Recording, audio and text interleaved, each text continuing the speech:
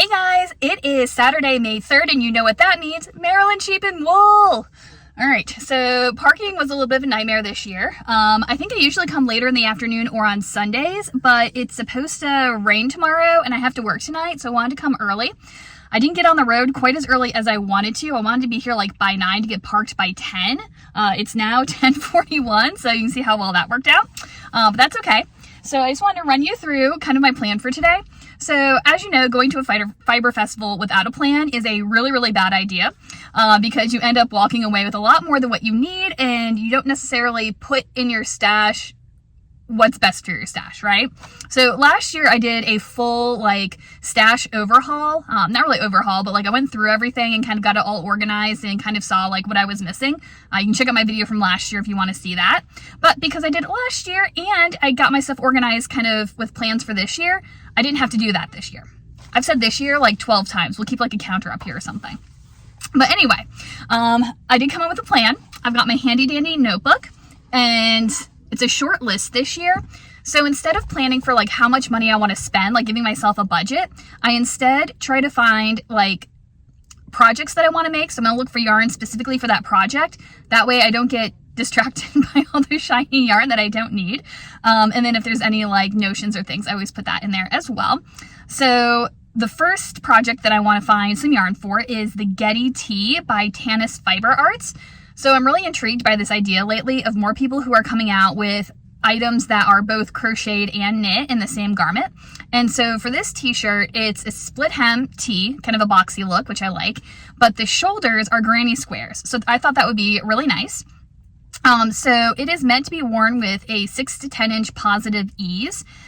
So my chest I measured this morning is 44 inches. So that gave me a size 5, which is a 54 inch finished bust. The next size down was a 48, and I felt like that would be too snug for what the shirt is supposed to look like. So I figured going up to the size 5 is going to be just right. According to the pattern, I'm going to need a DK yarn, 925 yards of a main color, and 120 yards of whatever colors I want for the granny squares. I was originally thinking about trying to find I don't know what you would call it,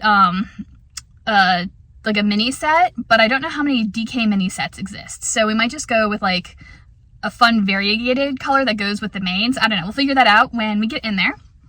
And I haven't really thought through like what fibers I want for it, because it is a DK weight, but it's a t-shirt. So I don't know. We'll figure that out.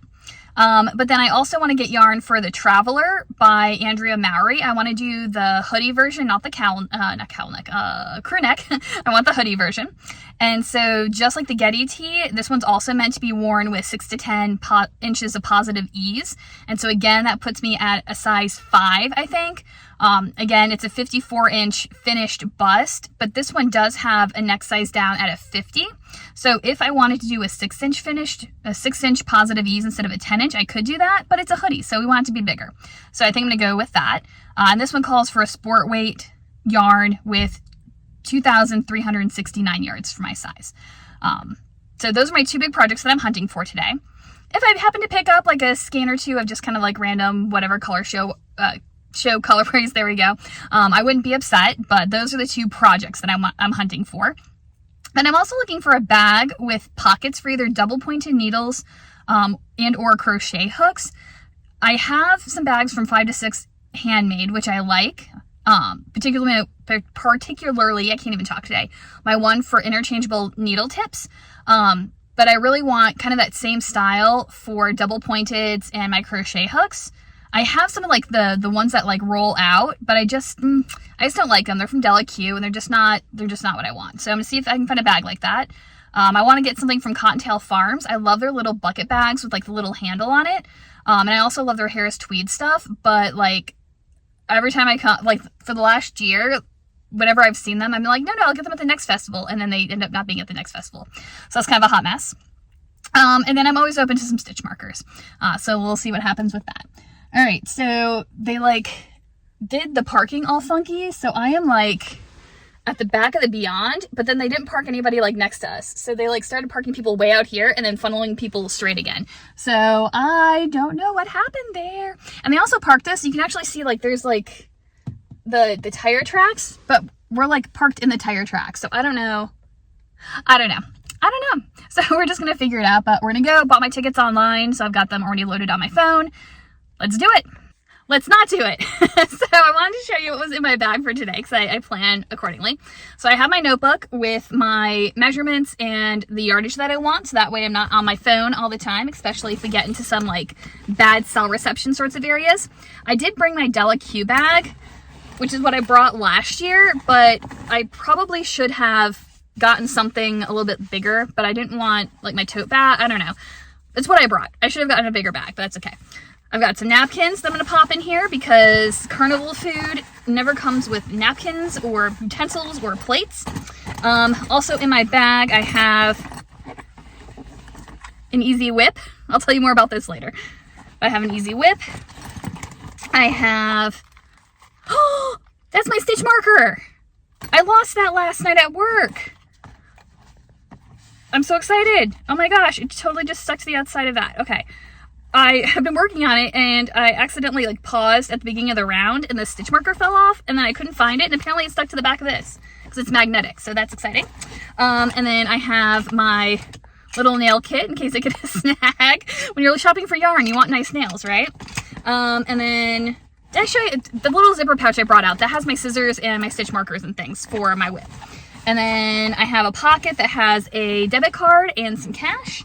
And that's all I need for today. So we are traveling light. Let's go fill up on some yarn.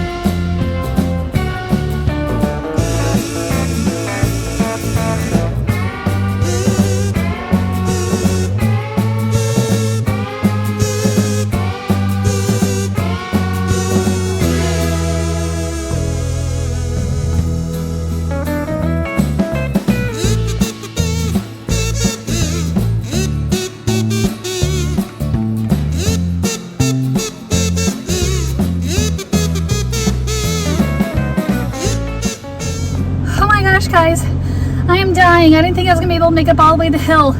It is so hot and it is so sunny. My car says 86 right now, but like it's gotta feel hotter. It is so hot. I'm sunburned. It took me like an hour to get my food. So I got a chicken wrap thing from the Crate Place. Oh my gosh, it took so long. And then I went over and got I got a strawberry lemonade from them too. Sucked it right down because it was lightly sugared water. Like you couldn't even taste the lemon. It still cost $5. And I went over and got a frozen coffee and I've got another drink in my bag because it is so hot. But I made it out with just one bag full of purchases. I'm very happy, but I was supposed to leave here by 2 to get to work. It is now 3:15. So we have got to haul to get back to Williamsburg on time. My voice is gone. I don't know how I'm going to work tonight. And I can't breathe. All right, so let me look at my sunburn. Oh my God, it's so bad. I'm so sweaty. All right, I gotta go. I'll talk to you guys later. All right, guys, so it is now Sunday, May 4th. May the 4th be with you. Yeah, so that was a day yesterday. Oh my goodness. I was exhausted by the time I was done. I don't know what it was. I've had bad luck with Maryland Sheep and Wool festivals. I think the first year, I've gone 3 times, my 3rd time. My first year, it had rained all up through the festival. It had rained the day of the festival, both Saturday and Sunday. I went on Sunday. By the time I went, the field where you park was so churned up with mud, like cars were getting stuck left and right. I did not thank the universe. The walkways, the tents, everything was just a churned up, muddy mess. No idea how much people lost in inventory from things like falling over into it. It was literally a mess, but it was a good time. The weather was nice other than the rain. It was like nice and cool and whatever. And then I skipped a year because I had car trouble. And then last year, what happened last year? Maybe, oh no, I remember last year was a really good festival. The weather was nice. Weather was nice. I had to work. So I was literally at the festival and on the phone, like calling groups and, going as a go-between between our groups department and the groups themselves and ticketing and trying to get people to adjust things on the computer because I was standing in a tent with my arms full of yarn. So that was what was wrong last year. But other than that, it was a great festival. This year, it was just so dang busy. So I had first ended up leaving my house a little bit later than I had planned, mostly because I had planned to I planned to go today on Sunday because I had a kind of sort of a full day off from work other than doing payroll. But it was supposed to storm today. And so I figured I would just, even though I had a time limit, go on Saturday instead. So I left a little bit late, got there. I think I told you it took me like an hour to park. Finally got in. I'll put up a little footage here. It was so funny because they encourage you to buy the e-tickets. So in theory, all you have to do is go up, they'll scan them, and you go in, and it will save you time as compared to having to pay cash or with card. But that meant that more people bought e-tickets than were paying with cash or card, and so there was no line to get in paying cash or card, but there was a line if you had bought an e-ticket because then people were trying to blow up their screens enough for the scanners to work, and if it didn't have it wasn't bright enough, it was a nightmare, and they gave you a little stamp too. And then on top of that, if you actually had printed your ticket, somebody came up the line and was just like, okay, I'll grab your printed ticket so you can go straight on in. Well, in theory, that's a great idea. But because they weren't standing there and scanning them before the people went in theory, now I'm hoping people who are going to a place to pet sheep would be happy to pay the $15 to get in to go pet the sheep, because I think that's just the kind of community that we are.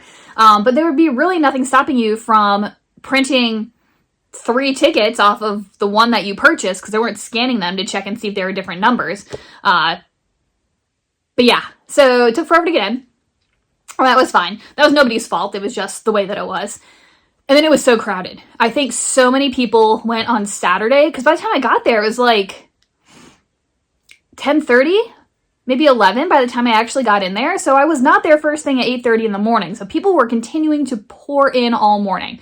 And so I don't know if just more people were coming because they expected the weather to be nasty today, or that's the day they had off from work, or it was just nothing else was going on and everybody wanted to go pet the sheep, whatever. And so it was so crowded. I mean, last year it was crowded, but this year it was crowded. So I was actually kind of thankful that I was on a mission, because then I wasn't trying to duck into every single booth to look at all the pretties. I just kind of picked the ones that looked like it might have what I needed in it. And so that saved me a little bit of stress, but I mean, it was elbow to elbow crazy. And I think that wouldn't have bothered me nearly as much if it hadn't been so hot. It got so hot and so humid and muggy and sticky. I did not have enough to drink. In my little kit of things that I showed you, what was missing, guys? What did I forget to grab to bring from home? That's right, what I always forget, my water bottle. Don't forget your water bottle. Ah! So yeah, by the time we hit the lunch line, I really felt like I was ready to pass out. It took me an hour of standing in line to get that stupid little wrap. And then by the time I got back to my car with it, it had gotten soggy and I couldn't even eat it because I can't do the soggy texture food. But it was good what I did get to eat. And my frozen coffee was delish. Not that there's actually a lot of coffee in there. It's mostly I don't know, ice cream and sugar and caramel. But we'll call it a coffee. It's fine. But other than that, it was a great day. The festival was well organized as always. Super happy to go. And I will definitely be going next year if the stars are in alignment. So I grabbed a couple of pamphlets right at the beginning. I had gotten one of these last year, and then I have no idea what happened to it, so I never got a chance to actually look up the company. But they have really awesome portable sheep and goat solutions. I don't know what else you would call it, but everything from pens and gates and creep feeders and hay feeders and just all kinds of really nifty doodads. So I'm hoping to eventually get into a place where I have like a barn with some actual storage so I can get some sheep handling equipment, because then I can grow my flock and will be a lot more efficient than trying to do everything by hand, because it gets tricky. It gets tricky. But so I grabbed that. And then they were also handing out their free little, programs. I feel like their programs used to be like a full like magazine, like a super fancy printed like whatever.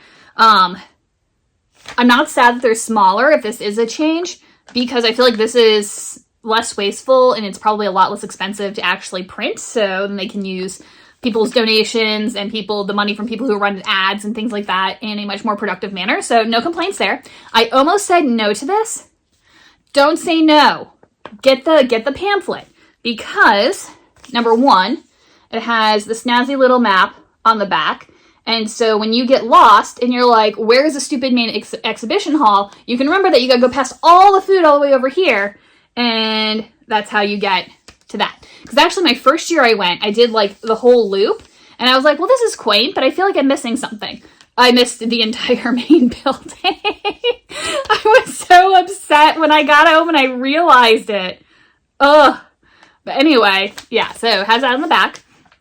But then one of my methods, if I go to like a regular festival or something, usually I just impulse buy when I go buy a booth. And I'm like, oh, I want that thing.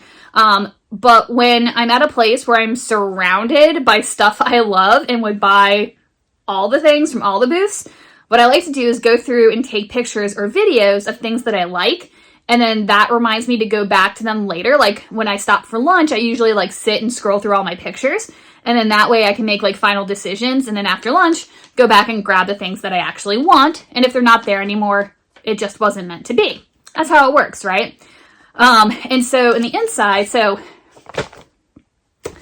for whatever reason, I took like all the pictures and stuff, but I'll get that in a second. So took the pictures and whatever, but didn't like have a way to record where those booths were located. So I was having trouble finding a few of the things. And so I was able to go back into the pamphlet program, whatever this is called, and then like go to the list and figure out where they were. I only had one problem, because there was one skein of yarn that I took a picture of, and the name of the yarn was not the name of the booth vendor. I don't know. The name was different. It didn't occur to me because most of the ones I was looking at, the names were the same. And so it took me forever to like go up and down to find this one stupid ball of yarn I wanted. But that's fine. It's fine. We got there in the end, thanks to the help from the little program. So also a really good thing to pick up. So what did I get? Okay. Let's just talk about the one like impulse item that I got. And it's not really an impulse item, and yes, I'm justifying it that way. I got my doodle directory! If you guys remember during the Dogwood Fiber Festival, Dogwood Fiber Trail, I had wanted one of these, but it was outside of my budget for the first like few days. And then when I went back after my budget reset, they had already sold out. So I feel like every time I go to pick one of these up, they're sold out. And so I found a booth that had one of these, and I was like, that's mine, thank you. I did not get this particular booth. I picked up their card, and if I find my card or the card in my bag, I'll tell you what it is. But I can't remember off the top of my head. But their booth had dumpster fire kits, like little doodles, and it came with enough yarn to do like a coffee cup koozie sort of thing. I almost got it. But I was like, no, you're in a rush. You're not thinking this through. You don't need the dumpster fire doodle kits. So I left that, but I did get the book. Very excited about that. So as I told you, I had 2 projects on my list that I was shopping for specifically.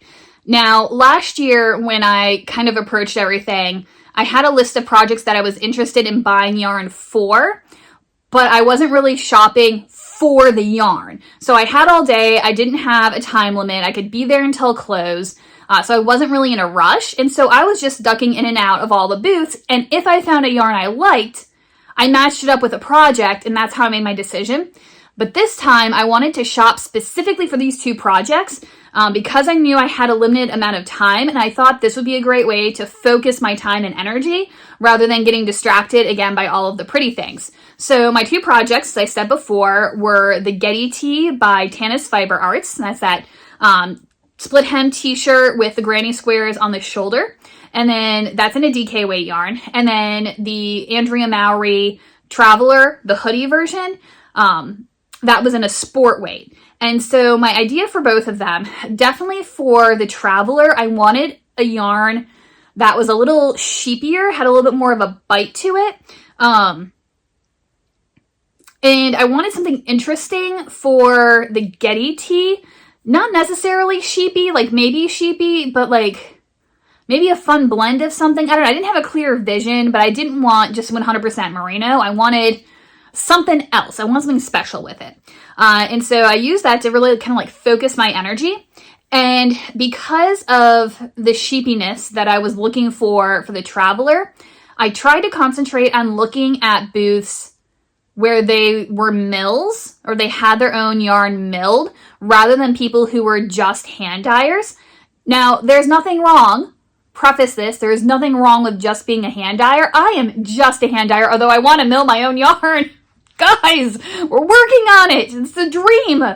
Oh, it's fine. We'll get there. We'll get there. But I purposely wanted to go to those like mill type places because that was the type of yarn I was looking for. Also, interestingly enough, a lot more DK weight yarn is produced than sport, and it seems like the people who mill their own yarns and specifically do like a 2-ply tend to have sport weight, whereas like the more commercially made stuff tends to be DK weight. I don't know why. I don't know if that's a coincidence, but that's just an observation that I made. I don't know if it's because a lot of these mills are doing a 2-ply, so it's easier to get it a little bit lighter when you're in that like DK sport range. And normally it doesn't really matter over much between sport and DK. You can change up your needle size and you can usually get the gauge you need using either one. One's a 3 and one's a 2 in terms of weight. But the yardage is different. And so a lot of the sport weight yarns had a noticeably larger amount of yardage compared to the DK weight. And so my stupid sweater was going to take like 1,000 skeins of yarn to make if I got it in DK weight instead of sport. So yeah, what I'm going to do is I'm going to go pop up, if I haven't already started rolling it already, a series of videos. And basically what I did is I went around to all of these mill type places, and if I found a yarn I liked, I was on the fence. I knew I wanted a sort of like more neutral sort of color. Maybe a natural dark charcoal gray was maybe it was in the back of my mind, but I was open to other possibilities. I was also open if I found a really great sheepy yarn that was dyed a color. I thought that could be fun as well, but I had it all in the back of my mind.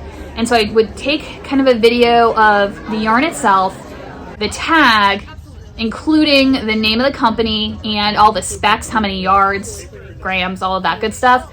And then I would do like a pan over the section of yarn so I could see all the different color options. The first couple of ones I didn't do the pan, I just showed the yarn, and I regretted that later, but I started doing that and it worked out really well. And then that way, again, when I was standing in line for lunch later, I had an hour to sit and go through all my videos to pick out what I actually wanted for my projects, and then I could go back and snap everything up that I wanted really, really fast without having to kind of double think it. But yeah, so I loved all these yarns that I'm showing here. I'll try to pop up the names of the brands if you can't see them. I'll separate them into DK and into sport so you can see kind of the difference between the two.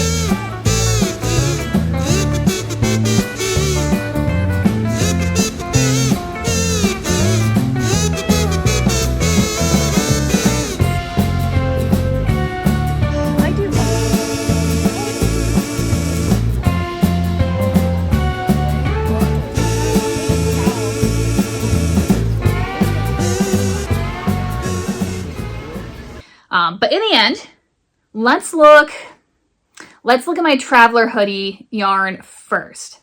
All right, so this one's a really hard decision because there are a lot of yarns. Like I said, all the ones that I showed you, I really liked them. I didn't take a video of any that I didn't like. And again, all of them were sheepy without being like uncomfortable, if you will. I would have made any of them into a sweater. I really liked them, and I would definitely go back and buy some more. There were actually a couple that I really, really liked. But I ended up choosing my yarn from Tweedside Farm to Needle. And they have Gotland sheep. I don't know if they also have merino sheep, but I know they have Gotlands. They're located in Marshall, Virginia, and their website is tweedsidefarm.com. And I think the company is actually called Luke's Fibers Studio. And, oh my gosh, guys. The yarn I picked out is 70% Gotland, 30% merino. This is the sport weight. And it's 325 yards to 4 ounces. Oh, that might be why my math doesn't math. 4 ounces. No. Ignore, strike that. That doesn't make sense. And it was actually kind of funny when I was getting this yarn. I'm so glad I looked, because in like her sleep deprived state, I guess, she had labeled the yarn with these, and then she had like an extra like little tag that had like all of the information on it as well. And she had a bunch of skeins that were actually DK weight that were labeled as sport, and they're really close if you're not paying attention, just pulling them off the shelf. But I actually caught it, and so I almost ended up with a sweater that was half DK and half sport, and that would have been very tragic. But she said that this one in particular is made from her Gotland lambs, while their wool is still black, because when they get older, they start to silver out a little bit, which is also a gorgeous color, by the way. But I love this, and it's a little fuzzy, and so I think it's going to have like a little bit of depth and texture to it, but it's absolutely gorgeous. But there was another yarn that was also a top contender. It wasn't quite what I was looking for. It was a lot softer than the sheepiness that I wanted. I think this is a 2-ply. I'm pretty sure this is 2-ply. And it had more than 2-ply, I think. I'm sure it's on the tag somewhere. But anyway, but I really liked the colors, and I really wanted to try it out, but it ended up not winning for the sweater itself. But the sweater also has like a little drawstring, and in the pattern, you can either just pull something out of your stash, or you can use leftover yarn from your sweater. And so I went back. This is the one where the name of the booth didn't match the name of the yarn, and then I had a panic attack so I couldn't find it again. But this is upside down. American U yarn, and this is their Twisted Sport. And let's get their information. So this is the Antique Rose. It's 3-ply. This is 3-ply merino rambouillet, 67% non-superwash and 33% superwash, which I thought that was interesting, because usually you get like the percentage of merino versus whatever the other add-in is. This doesn't tell you, but it's mostly non-superwash with just a little bit of superwash thrown in, which I think is why it's so soft. Really pretty yarn. It's like a really tight, I don't know how well you can tell, but there's like a super tight twist on it.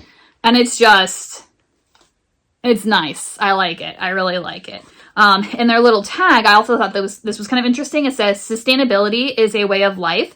American U yarn comes from the ranches of the Sheniko Wool Company, which are certified under the Responsible Wool Standard and audited annually to ensure the welfare of the sheep, the land they graze on, and the workers who tend both. This is yarn you can feel good about, and it feels great. Made in the US. So I just thought that was an extra bonus. And I don't think the color in here, because it's getting dark outside, is doing it justice, but it really is Antique Rose. It's a gorgeous color. And I think the combination of the two of these is going to be so cute, because It's like a little pop, but it's like not ostentatious, right? And they had a really pretty lavender color one that I almost got. I was like this close. But I really liked this one, and I thought it'd be cute to do, right? You do like the little drawstring and then do like a hat or something. Oh, it would be so cute. I love it. Okay, so that was project number 1, all sewn up. Project number 2. Okay, guys. I know you're going to say it, but don't say it. But I know you're going to say it anyway. So, this is the DK yarn I ended up picking. And I really like it. Sorry, I'm looking at how many plies it is. Is it a 2-ply too? You know how I love 2-ply. It is a 2-ply. I love 2-ply yarn. 2-ply is the best. The best. But anyway, if you had handed this to me and you said, it's all natural fiber, give it a feel, what do you think it's made out of? I would have told you, without a shadow of a doubt in my mind, confidently so, that this was a blend of wool, probably merino, but whatever, wool, and cotton. Because it's got this very, like, smooth, shiny, I don't know, kind of, it feels like it's wool mixed with something plant-based, all right? And I would have told you that confidently, and I would have been wrong. I would have been very, very wrong. Guys, hope I didn't make a mistake. I really hope I didn't make a mistake. This yarn is from the Upland Fiber Company, and it's called their Merhair DK. It's called Merhair because it's 70% merino and 30% mohair. American merino and American mohair. Now you can stop right there and be like, Kim, that has mohair in it. You don't like mohair. I know, but I like this yarn. It's so nice. It does not feel like mohair. It does not feel like mohair. And the lady that I talked to, who was running the booth, I don't know if it's her business. She probably has a YouTube channel. I'm going to have to look her up. Because she had like a bunch of people who recognized her and came up and said hi to her. So check her out. Upland Fiber Co. Her shop is uplandfiberco.com. It's on Instagram.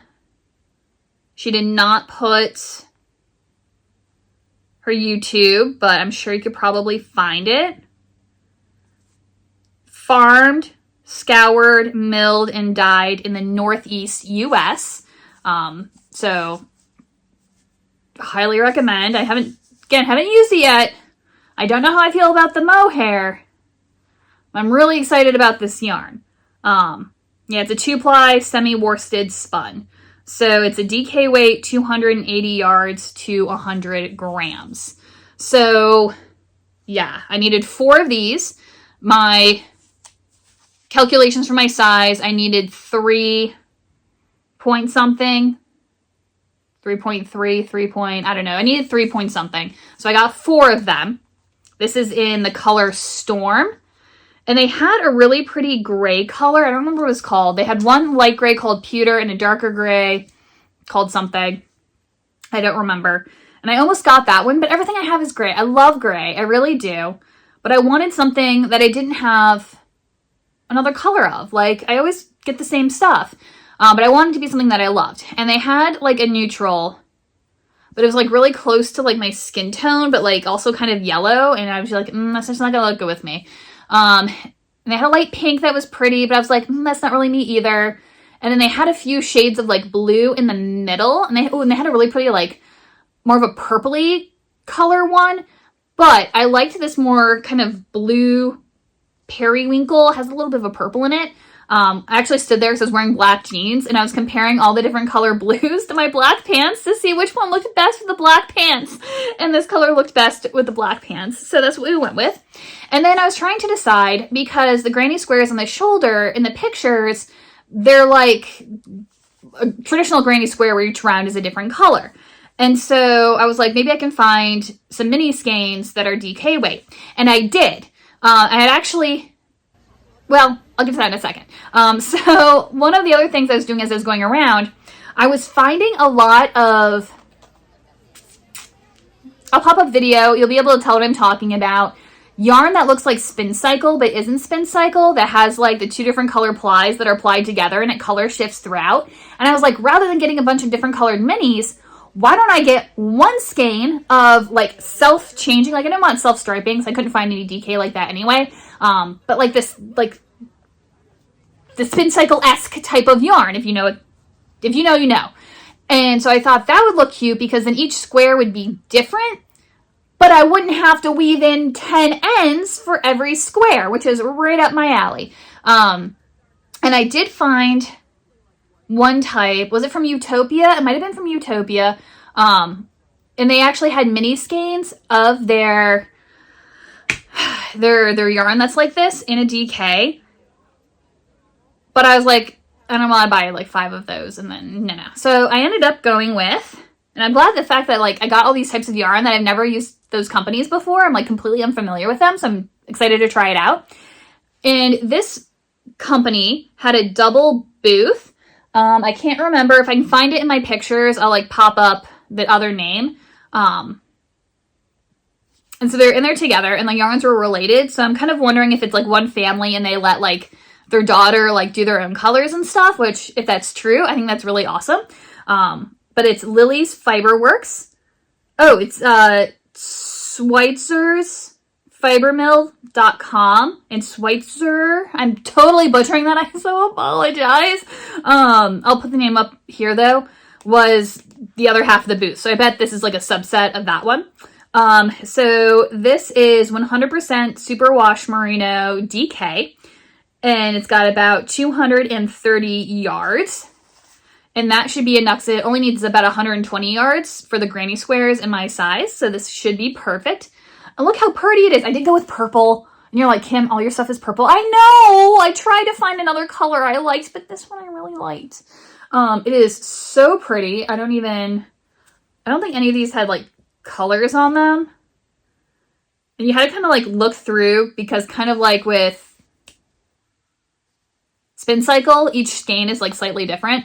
But I grabbed this one. They had so many pretty colors. It was a hard choice. A lot of them were kind of like a medium. This was a darker, but a lot of them were kind of medium. I wish they had had some lighter choices so I had more contrast. But how pretty is that gonna be? It's gonna be really subtle with this as like the main color and then this up here on the shoulders. Like what? What? Like I said, I was hoping I'd find something a little bit lighter. But it's gonna work. They had a really pretty one that was like a more pinks in it, spiraled with a gray that I thought was nice.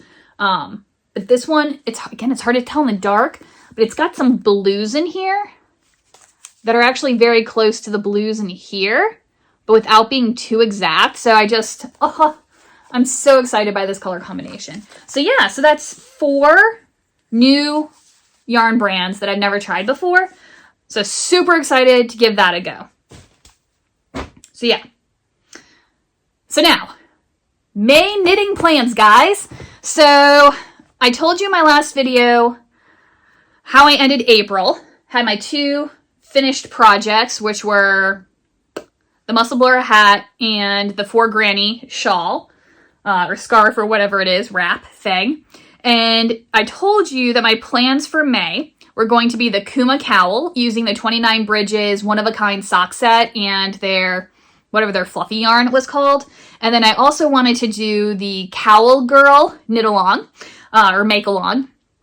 And the requirements for that is you have to make a cowl, and it goes May through June 27th, I think. I'll try to link info below. And the only requirement is that your cowl has to be at least 50% Spin Cycle. And so I did some diving in my stash, realized I had a kit I had bought ages ago for a for the shift, which is the cowl version of the night shift shawl.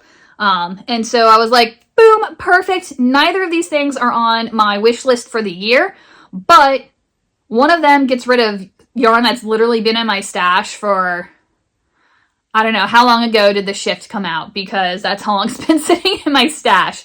And then I just recently got the 29 Bridges, but let's just get it out of the way. So, it's the 4th. It's the 4th. And this is my Kuma cowl. Look how far I have gotten into it. I'm so excited, and I'm so happy with this yarn. It was a little bit of a tough start because you started it out with a size 7 needle, and then you went up to a size 10, which gives it this like gorgeous, airy, like see-through, hello, drapey fabric that is gorgeous. It is so nice. And so like in my stash, I found my size 7 tips, but I didn't have any size 10s. I had 11s, I had 13s, I had 15s, I had 11s, I can't remember, but I had a lot of stuff, both bigger and smaller than 10. I didn't have 10. So I went to Center of the Yarniverse and I got some size 10s. Got back, cast on. I had the wrong size cords. None of the size cords that I thought were the right size. They were all too big and I couldn't get it to go around in a circle to knit in the round. So I had to wait to go back and get new cords to match the needles. And of course the size 7, because these are ChiaoGoo's. The size 7 take the like medium size cord or the regular size cord. I don't know what it's called. Small. It might be small. The small size cord. And then the size 10 tips take the size large cord. And so they can't even use the same cord. Anyway, it's fine. We're working on it now. But the first color, I didn't bring it up, was a really pretty cream color. And of course, when mixed with my pink peppercorn, it didn't turn out too light. I was worried it was going to be too light, but that's a gorgeous color. And then I had set these out in all kinds of different configurations because I didn't want to be like all cliche and go light to dark. And guess what looked best? Light to dark. So my second color was orange. And I was like, I'm really worried that this is going to turn out to be like too pop of, I do like a pop of color, but I was like, this might be a little too much. Oh, no. When mixed with that pink peppercorn, it's still orange, but it's leaning a little bit more, it's looking more orange on camera than IRL. But in IRL, you know what I mean? In real life, it doesn't look quite as bright, but it's more of like a corally orange sort of color. So I think that's going to blend in really nice because there's like a pink that comes next. And it's fun. I didn't get to do the striping the way I wanted to, like either marl it or like stripe it in between sections, because in between sections, I don't know if you can tell, but you drop the color you were working with and just work with the fuzzy for a little bit, and then you join in the next color. And I think that's what makes, like if you look in the picture, when you wear it, it like almost folds kind of. And so I think that's what gives it that effect. And so, yeah, super, super excited with the way that's coming out so far. And again, it's May 4th. Whoa! Okay, didn't lose any stitches there. I like got caught on the yarn. May 4th, and I've already got that much done. So I'm going to save this as kind of my plain boring knitting when I need something for on the go that I just want to go around in circles and I don't have to think about it. So that's that. But naturally, I also cast on for the shift. And it's got color work, not a lot of color work. You're only using one color at a time in each row, so it's not like you're carrying floats or anything. Just dropped my yarn. So I'll pop up a picture again of the yarn. These are the original colors that were called for in the pattern, which I was really excited about getting to use those. But we've started with the dark and kind of the medium color. That's what we got. And, oh my gosh, I'm going to like keep throwing the yarn across the room. This is how much we've got done so far. Ah, check it out. I love the texture on this. It is such a fun, like it's almost like a waffle, but it's not a waffle. I love that. It's so great. And that's my back. As you go up the pattern, the floats get longer where you're like slipping things. And so I'm trying really hard on the back to not be like all tense and pull those floats tight. And I think I'm doing okay so far, but yeah, that's what we've got. And FYI, if you're making this pattern, you know how I feel about I-cord and slip stitch edges. This one actually has one I-cord edge and one slip stitch edge. I haven't looked this far ahead because I was so excited that I didn't bother to read through the whole pattern like you should first. But I think this slip stitch side is probably the side that you graft together. And then this is like the outside edge is my guess that the way that we're going. But so if you go to make the pattern, you don't have to make any changes. It's already done for you. So this is going to be like my main push. I'm hoping in May to get this completely finished. That is my goal for May, is to just do this one cowl. And of course the Kuma cowl I'm hoping will be finished too, but as my kind of like on the go knitting.